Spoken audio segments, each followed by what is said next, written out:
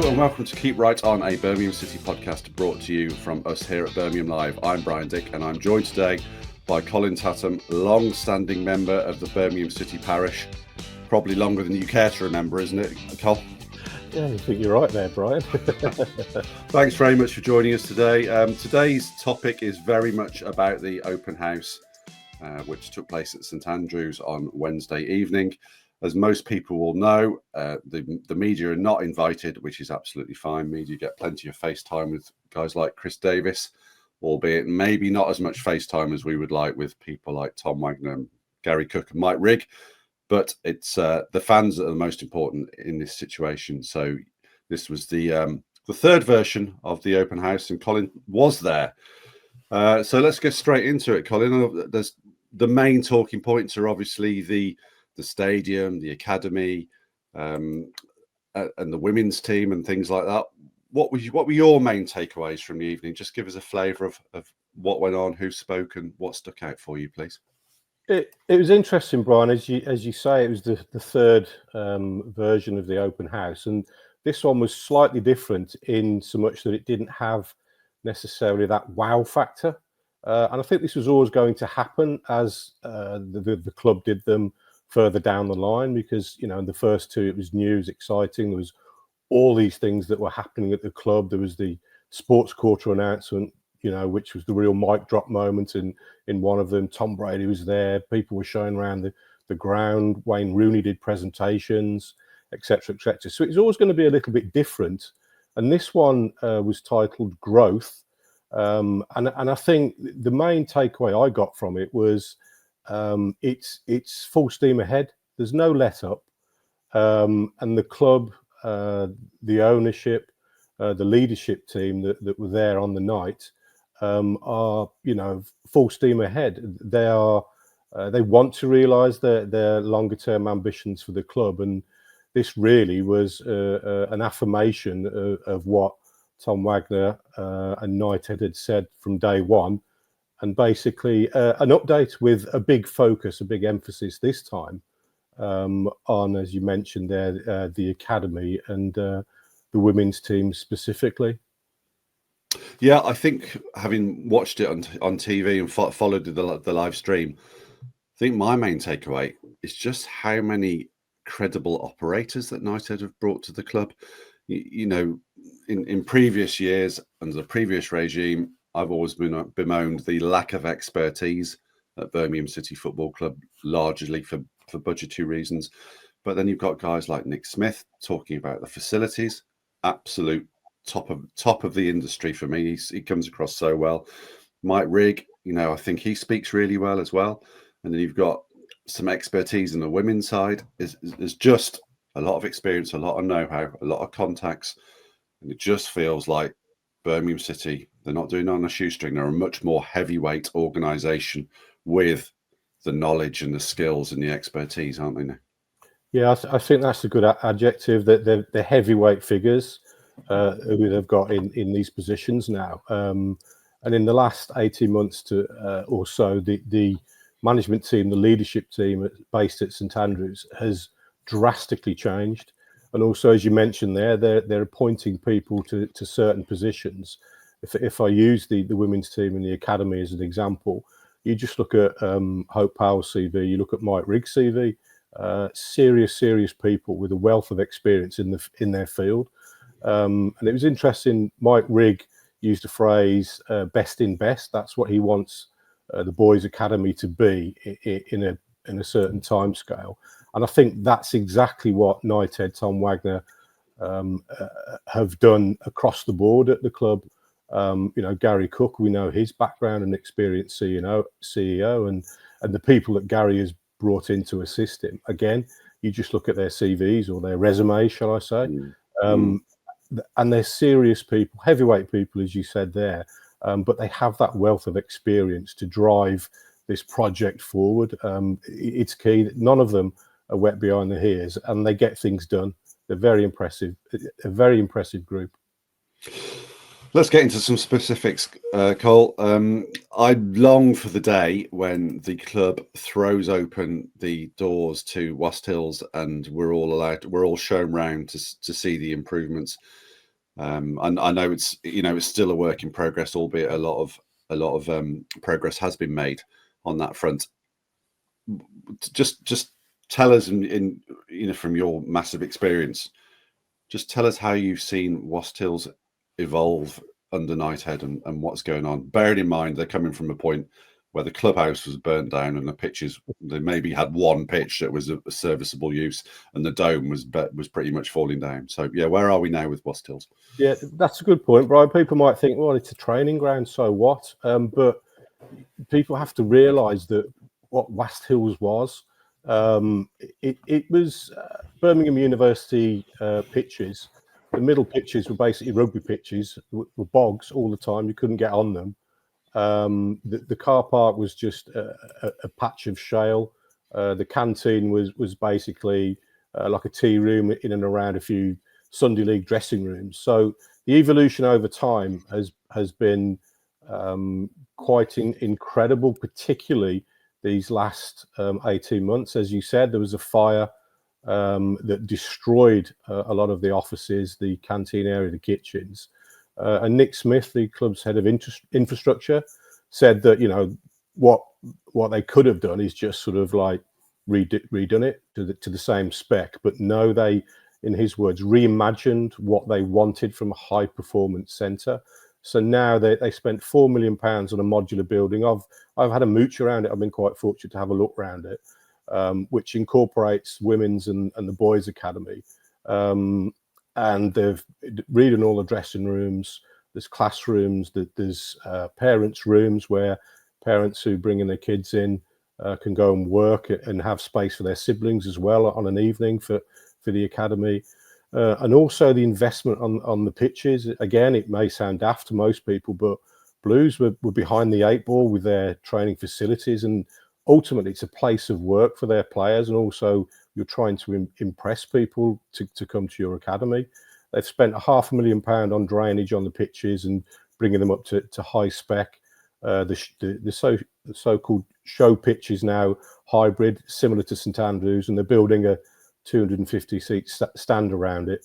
And also, interestingly, Nick Smith again revealed that they've spent £500,000 on for the ground staff, machinery, equipment. And if I tell you that it got to the stage whereby things were on stop, they couldn't get grass seed because bills weren't being paid, and the ground staff were siphoning off diesel from one piece of equipment to another, that tells you everything you need to know. That the difference and the change in that training ground, as the Knighthead Performance Centre as it is now known, is marked. It really is, and I don't think they're going to stop there. I think there's still more to do, especially as the club drives for Category 1 academy status. Yeah, we'll come on to the academy in a second. Whilst people might think the stuff you've described there is all sort of nicety and not necessity, it actually does have an impact on the product on a Saturday. You and I wouldn't have had to go too far to find a first team player blaming a calf injury or a thigh injury on a substandard pitch at training pitch at Wast Hills, would we?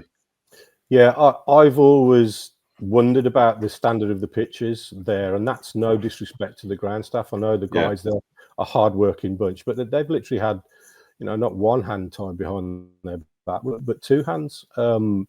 So absolutely, and as I mentioned, it's a place of work for the players, and it's somewhere where you're trying to attract not just players for the men's team, the women's team, but also prospective academy recruits. So it needs to be standout, and Blues have not been able to start from a blank canvas from scratch and invest £20 million on a brand spanking new training ground. That is to come down the line, obviously, with the sports quarter.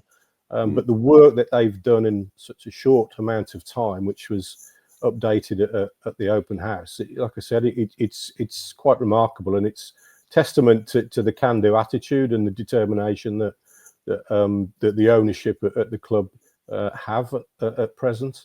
Yeah. Obviously, the other issue that was spoken about at the open house was the new stadium and the sports quarter, as you've mentioned there. It wasn't massive updates, but there were little bits of news, weren't there? And just sort of just give us an insight into what was said, please, around Yeah, the stadium and the sports quarter? there were snippets, really, weren't there? Little tantalisers, and I think every supporter at these open house, when they're coming up, they're hoping for this massive announcement and great drawings and plans of the sports quarter. But I think Tom Wagner said himself, he said, we've got our heads down, please bear with us. You know, we're in complex, I think he called them complex planning and negotiation, you know, with sort of powers that be, to really get this up and running. And it is a fairly difficult situation. They can't really disclose too much until they've got this sort of, you know, they've got everything signed off, and that's going to be quite a long while, I'd imagine. But Nick Smith, the little tease, sort of said something in the question and answer, didn't he? Saying we've already started to master plan the stadium, about the blocks and how a family stand would look, this, that, the other. And then he said, well, you know, don't go along with all the AI generated images you've seen. We can't show you anything like that just yet.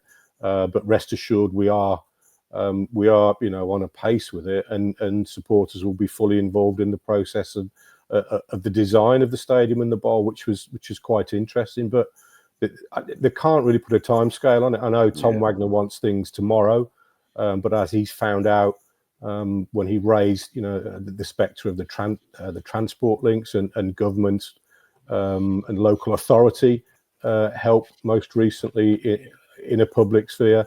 So it's interesting. I think it will be still a fair while until we can get something concrete on the sports quarter, the plans, and what's happening with the Wheels site. Seamlessly done, Colin, like a pro there. Obviously, I think it was about a month ago, maybe slightly longer, Tom Wagner did make reference to, listen, we're going to need some help from the powers that be, the Birmingham City Council, or the people responsible for the travel. The road network isn't good enough in the area for St Andrews at the moment, is it? The transport connections are just not there. The prospect of, if you could just imagine airdropping a 60,000 seater stadium a quarter of a mile or half a mile down the road, and then just think of the transport cost. I mean, the roads, they can't cope now. There's just be no way people wouldn't be able to get to it. And Tom Wagner, he gave an interview to ITV, I think it was, putting the pressure on the other parties that are involved in this. Blues can't act unilaterally. They do have to work with the council and the local authority. And interestingly, he did say on Wednesday night, our commitment remains unwavering, and we ask for your continued confidence. And then he said, very tellingly, try not to hang on every word we say or every press we read or every tweet we see from across town. That is a reference to, we're going to be saying some things publicly. We're going to be putting pressure on, on the local authority and on the transport people. So just let the process play out. It's not, there's never going to be a situation where it's like, oh, the roads aren't good enough for pulling out. This is a long horse trading, negotiating situation, isn't it? Yeah, absolutely. There'll be a lot of politicking going on, and yeah, that's the word. Yeah, exactly. As we know, Tom Wagner is a shrewd businessman, but if he puts his mind to something, and him and his group are determined to get something, history tells you that it happens. But this will be. He himself said as well that it's more of a long-term goal. This is so. I think people just have to be patient. Supporters have to be a little bit patient here. But as you said, he's just saying as well, as you mentioned there, Brian, we may be saying things, but obviously they're doing it for a reason. And also, I think he also sort of gently reminded about people saying, look, it's not going to happen. See, I told you, they've said all this, it's not happening. He's almost sort of gently chided, saying, no, ignore all that. It will happen, but just bear with us. I think that was the sort of message he sort of imparted, and from somewhere, I don't know, 30,000 feet up as well. He was on a live link from an aeroplane, believe it or not. I don't know if that came across on the evening, but So again, this is the new Blues. It was difficult putting a fans forum on in the last few years, for a few people in a smoky room. But when you have your owners sort of like sort of dropping in from probably some Learjet somewhere over the Atlantic, it's a little bit different, isn't it? It is indeed. Yeah, absolutely. Moving on to the academy, Colin. Mike Rigg, he said that the Knighthead Performance Centre has now had the significant investment that makes us Cat 1 compliant. So obviously, Cat 1 refers to the highest level of academy, putting it on a footing, the same footing as places like Manchester City and Manchester United. The very, as I said, the elite of the elite level of academy.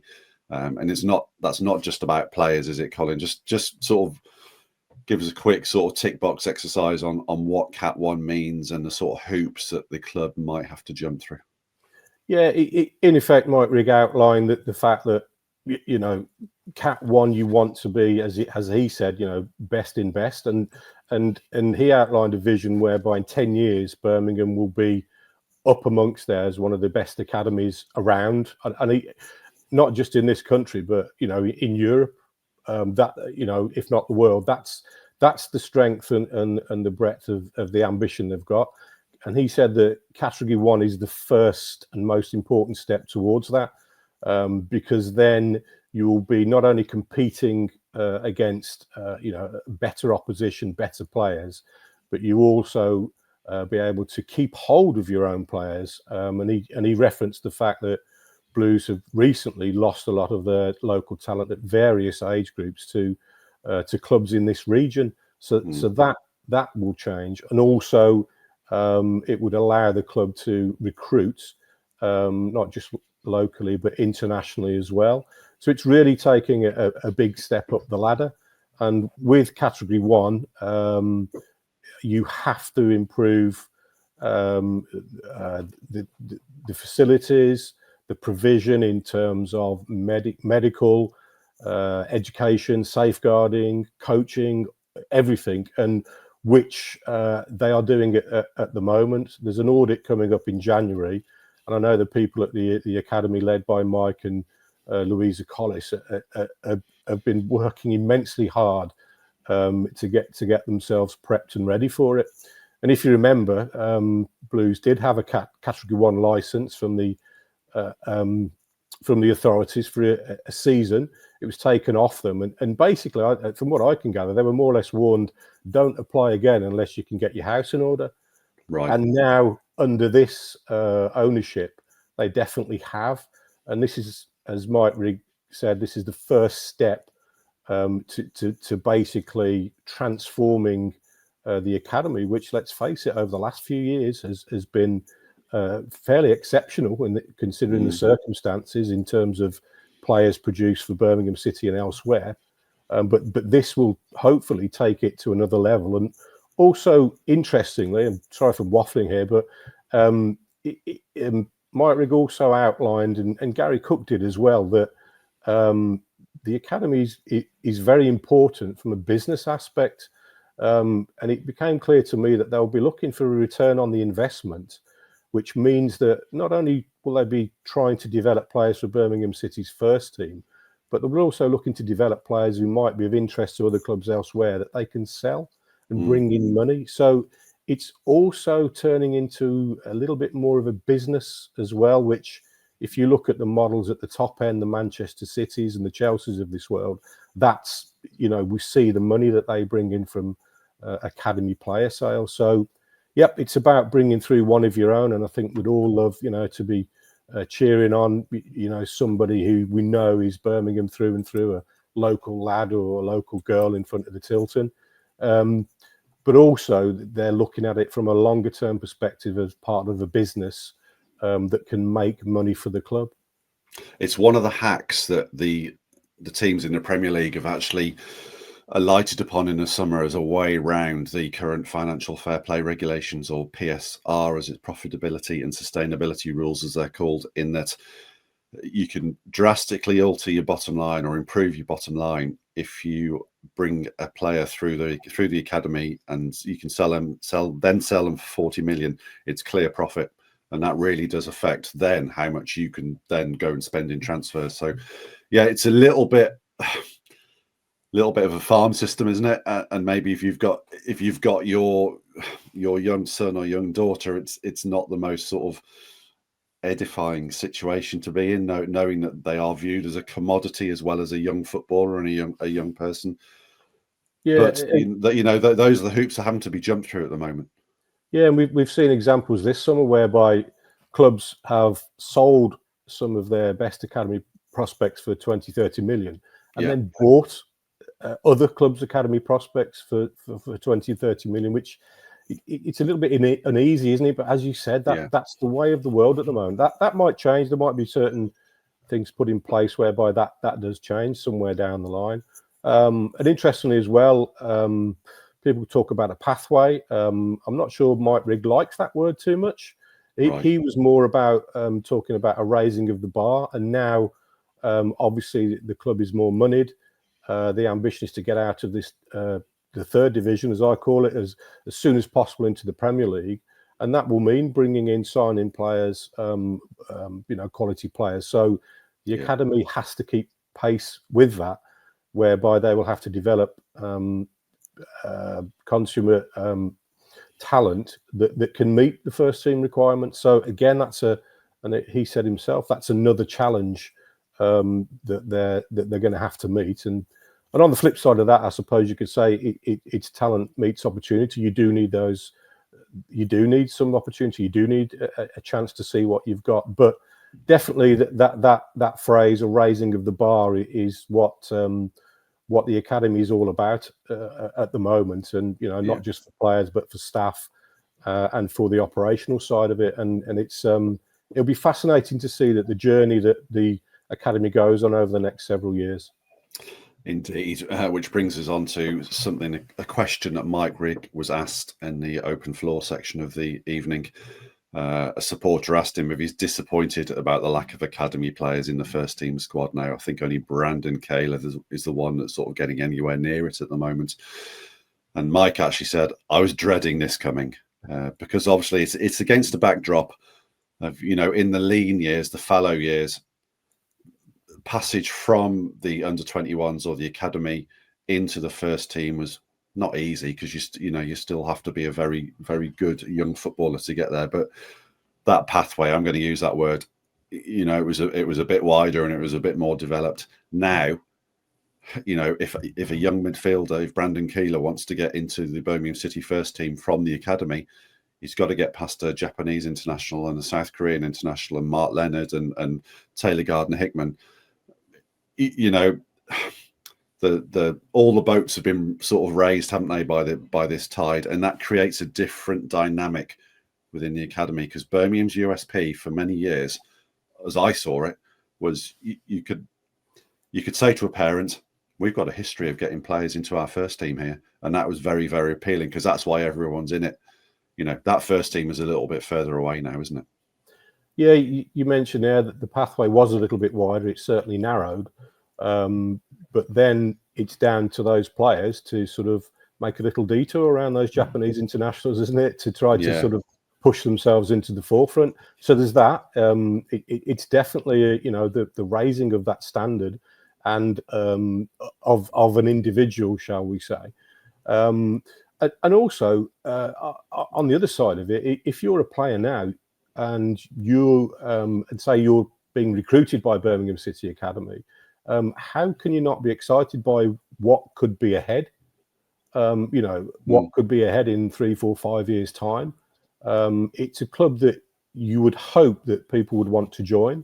And if it doesn't work out at Birmingham, then the experience, hopefully, that you'd probably get at Birmingham City's Academy would stand you in good stead for a career elsewhere. I think that's the other sort of selling point that Blues will look at as well. And interesting, Mike Rigg said that at the moment there are 11 players out on loan, and he said that may be another avenue that if people if we cannot get players into the first team, or as many as we'd like, then obviously we're giving them experience on loan elsewhere. Again, that could be with a view to selling them and to helping them with a career elsewhere. But yeah, like I said, it's fascinating times, and the dynamic has changed a little bit. But if Birmingham City want to be up there, best in best, a beacon of excellence, as Gary Cook always says, then these standards are being raised, and it's up to various people, not just on the development side, but those individuals in the system to meet those standards.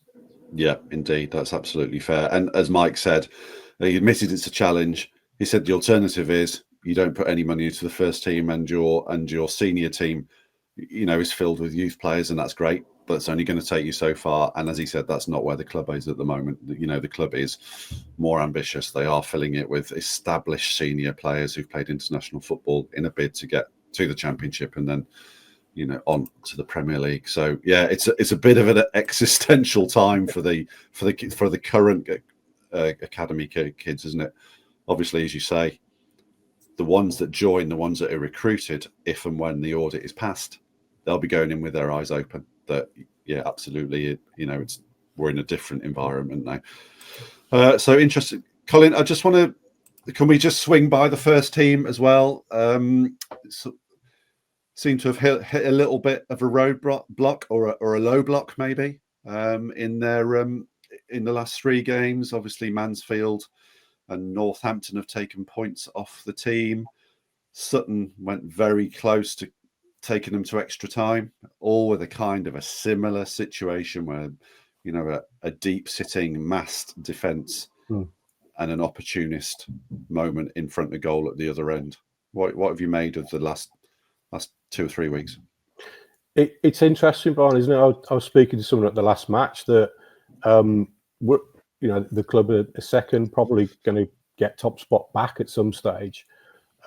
Best start ever to a season in terms of wins in the league, and it's almost like we're nitpicking because over the last 10 years, what we've had to talk about, dissect, and complain about, it's been varied and wide. Now we're just talking about the fact that, well, why can't we finish these teams off? We, didn't lose against Northampton Town. Yes, it was disappointing, and it's. I'm not saying it's minor issues. There are issues that they do need to address, but in the grand scheme of things, it's completely different to circumstance that we've been used to over the last sort of decade or so, isn't it? Yeah. I also think that there's possibly going to be a feeling amongst other clubs in the division that when they play Birmingham City, that they'll write the game off. And I think, okay, we're not really expecting anything today. Just try and keep the score down, lads. We'll keep it tight. We'll just sort of sit in low block. We'll have a midfield 5, a defensive 5, and we'll probably open up the last 10 minutes, see what we can get if we're still in it. I think they're going to come up against that a lot, which we have seen.